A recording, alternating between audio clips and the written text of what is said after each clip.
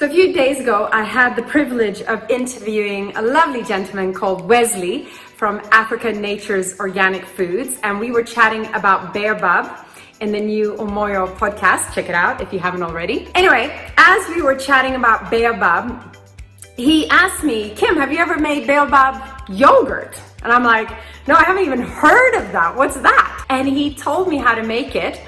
And I thought, well, that sounds really cool. That sounds actually quite delicious. Let me try it.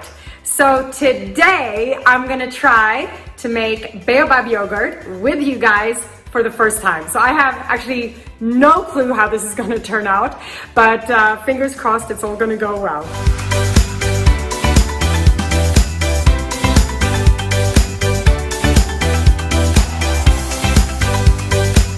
So maybe some of you haven't come across Baobab, so I wanted to show you. This is a Baobab fruit, grows on the Baobab tree. And I actually have never opened one of these myself. I don't have a clue how you actually open it. It's very hard. If you shake it, you can hear the seeds inside, and that's where we want to get to. But I'm thinking maybe I could just like bang it on a hard rock, or maybe I should use a hammer. I'm not quite sure, but I'm gonna try and then we'll see how it goes. But before we get into that, I just wanna talk a little bit about the benefits of this superfood and why we should really include it in our diet. So this is, of course, a African superfood that over the centuries has earned the nickname Tree of Life. And that's because it's so super packed with beautiful vitamins and minerals. So probably the thing that it's most famous for is its vitamin C content, extremely high vitamin C content. And that's great for us humans because we lost the ability to synthesize, basically to produce vitamin C 61 million years ago. So I don't know if you realize this, but most animals out there can produce their own vitamin C, but we can't. We have to get it through our diet. So for instance, your cats and dogs, they produce their own vitamin C.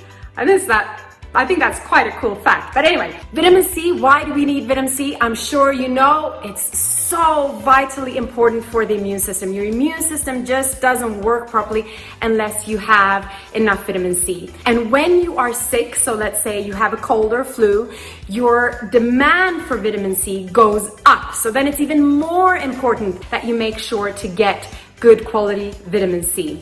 And some of the best quality vitamin C, natural vitamin C, of course, can get from this African superfood, Baobab. So I've opted for a hammer to see if I can open this Baobab fruit. And the reason I'm doing this is really just to show you what a Baobab fruit looks like on the inside. And I think it could be a little bit of fun as well. But anyway, I've come outside because I'm just feeling a little bit uncertain about this and I don't want to make a great big mess or damage something inside.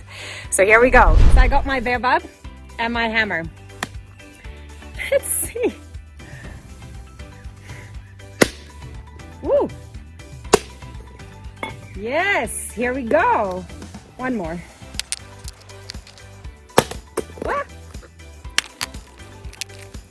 Okay.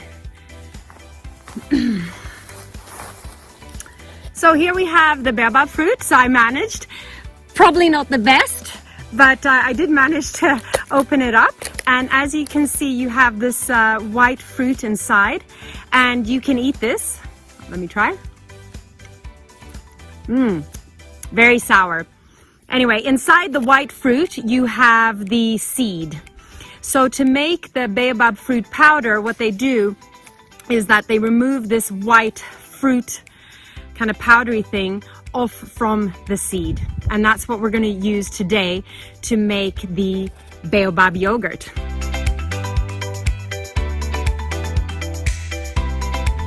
So I'm back in my kitchen, ready to go. And to make this Baobab yogurt, you're really only going to need 2 ingredients. So the first, most vital ingredient is obviously the Baobab, okay? So I'm going to use the Baobab fruit powder, which is just that white powder around the seed inside the fruit. So this is the one I'm using from Umoyo. And this is a very high quality one where the powder is very fine. All that rough fiber has just been sieved out of it. So that's the one we're going to use. And then the second ingredient that you're going to need is milk. So today I'm just going to use bog standard Zambian Parmalat UTH milk, okay? So let's see how it goes with this. So you're going to use about 250 milliliters of milk. Now, unfortunately, my measuring cup doesn't have any numbers on it anymore. They must have been washed off, I don't know. But I reckon that's about 250 mils. So I'm going to put that in my blender. There we go. And then I'm going to use 2 tablespoons of the baobab powder. So I'm going to pop that in the blender as well. So 1. And they're just a little bit heaped, like so. 2. The next step is just blend.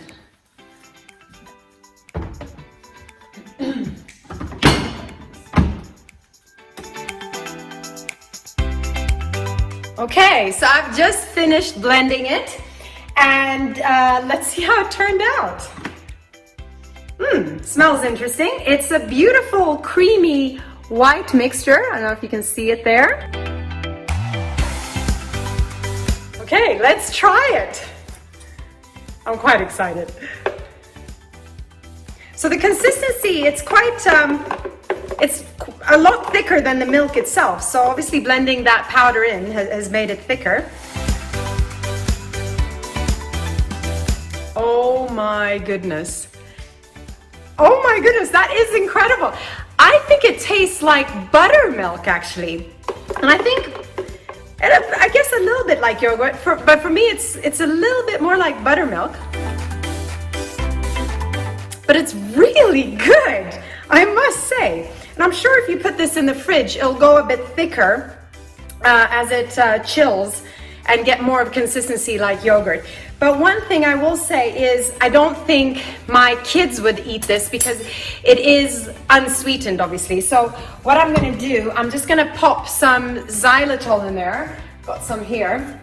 So xylitol is just a natural sweetener that doesn't raise your blood sugar as much as normal sugar. So I'm going to pop about a teaspoon in there. And let's blend that up and see how that tastes.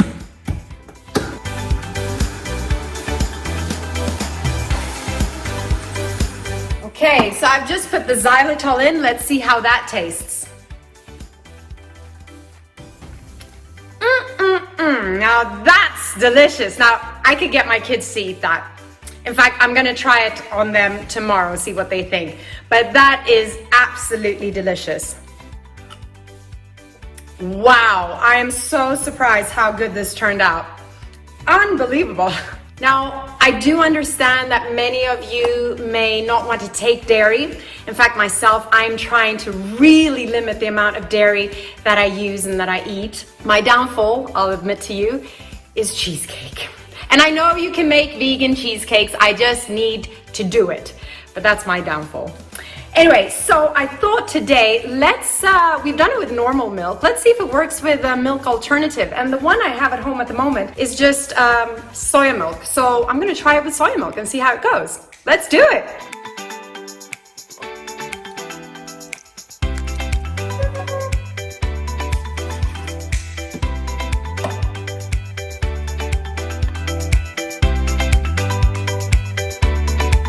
So I've just done the soya one. The soya Baobab Yogurt. Wow, this one turned out much thicker. I don't know if you can see there, but it's much thicker. If you look here, let's taste it. Oh wow, that's almost better. That is really good. And because I used a soy milk that was already sweetened, this is already sweet. I don't have to add any xylitol or any other sweetener to it. So overall, I am super impressed how this turned out, the Baobab yogurt. It's delicious and it was so easy to make. So huge shout out to Wesley for giving us this recipe. And I think I'm gonna be making this for breakfast. And I think it would be really delicious when it's cold as a snack in the afternoon on these hot days. I would love for you guys to try it and then let me know how it went. What do you think about it? I really want to see how this turns out when I put it in the fridge and cool it down, if it becomes a bit thicker, like more of a thick yogurt consistency. So I'm going to try that now. So I left the Baobab yogurt in this container in the fridge for about half an hour really. And it now has this, it's definitely gotten thicker, absolutely. That's it for today, guys. Have a fabulous day. And if you enjoyed this, please make sure to like and subscribe and share with your friends. Thanks.